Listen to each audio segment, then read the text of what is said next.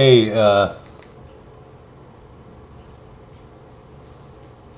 welcome to What the Fuck. It's Saturday morning. Forgot to do one yesterday. It's a little boxing incident.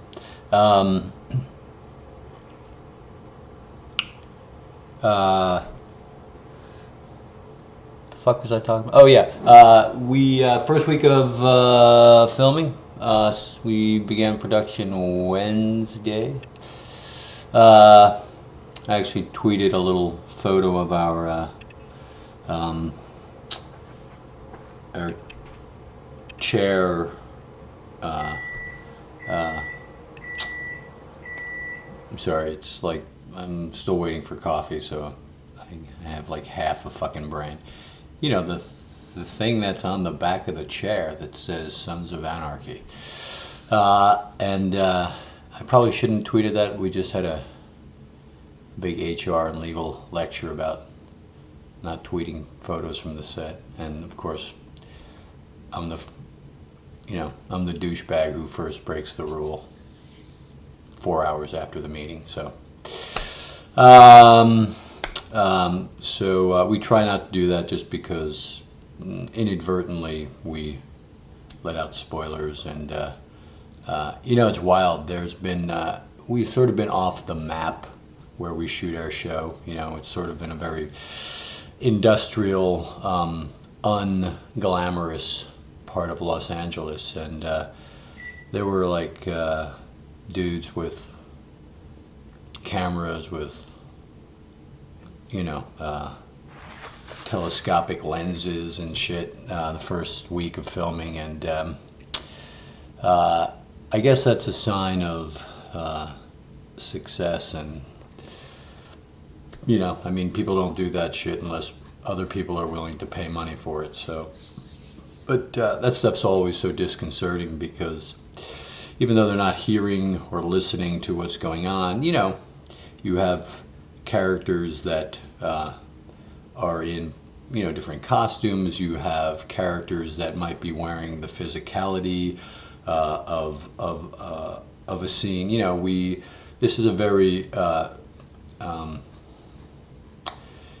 I use pictures as frequently as I can to tell my story. I'm very specific about details in this show, and as a writer, I try to use language incredibly sparsely, mainly because it's of the world, and these are not men and women who are long-winded or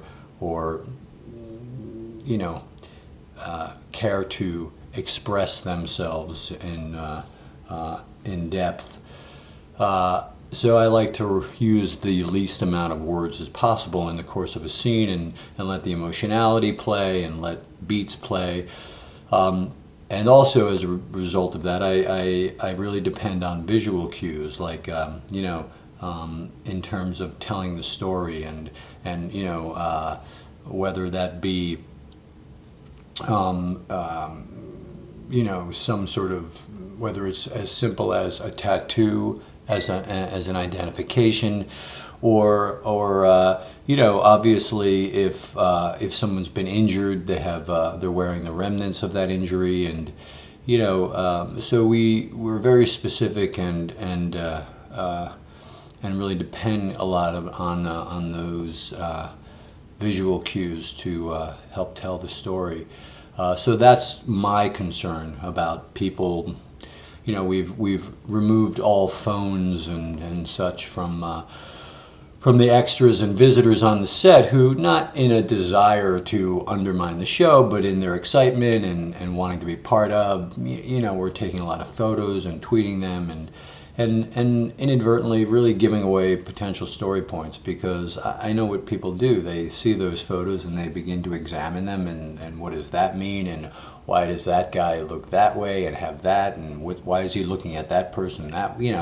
You guys are very intuitive and analyzed. So I always get nervous when I see dudes with cameras with telescopic lenses. I'm just always so afraid of shit getting out there. So so that was new this week. What else? So but so far I talked to Paris. I've been talking to Paris every day, and other than a chronic, some sort of foot injury last night, which I've yet to find out the details on, I think it was a very productive week. I think he felt really good. I looked at some of the dailies from Wednesday and Thursday, and they looked great. So we're in it. I am into my draft of 604, and we're a little behind. We had a little snafu happening story-wise and casting-wise along the way, so we had to sort of go back and rejigger some things. So we're a little behind in the breaking process, and we just kind of figured out 605 yesterday. We've been, it's one of those episodes that we've broken 5 now half a dozen times, and we've spent almost 3 weeks breaking this episode. But it's just as it's interesting. Chris Collins pointed out to me, like, historically 605 is one of those episodes that takes a long time to break. Our show, and we never really set out to do this, but what tends to happen is that with the 13 episode structure, we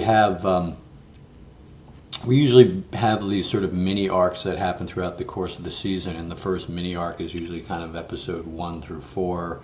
That sort of has its own energy and lands someplace, and that takes us into the middle of the season, and then episode 8, at the second arc, and so episode 9 sometimes takes a while to figure out, because it's the arc that takes us into the last piece of the season. So historically, and I didn't even realize this, but Chris said 605 is one of those episodes that we usually spend a great deal of time breaking and re-breaking and rejiggering as we really make some definite decisions about the first 4. So that's where we're at. Casting wise, we released that this week. We've cast one of the other roles for the season with yet another Deadwood alum. I'm pretty much there's only a few left that have not been on my show yet. Kim Dickens, who I just really adore. I think she's was amazing in Deadwood, and then completely different energy and different character on Treme, and she just knocked that out of the park, and so beautiful and so sexy and so real, she did great at the read-through, had great chemistry with Charlie and some of the other cast members, and so I think that's going to be a real score for us, and I'm really grateful that we have her on board. So that's it, man. That's our update for the week. No questions today. I'm just I'm still half asleep, and I'm still dealing with a mouth that's full of fucking stitches, and I had a meeting yesterday at with some significant people, and I was just stepping over stitches in my mouth and lisping, and just felt like a fucking idiot. But I guess you didn't need to know that. Look at that, I'm almost at 10 minutes already, so I will bid you a fond farewell, and thanks for watching these goofy things, and we have big news soon about a potential companion piece for Sons of Anarchy. That's all I'll say. Have a good weekend.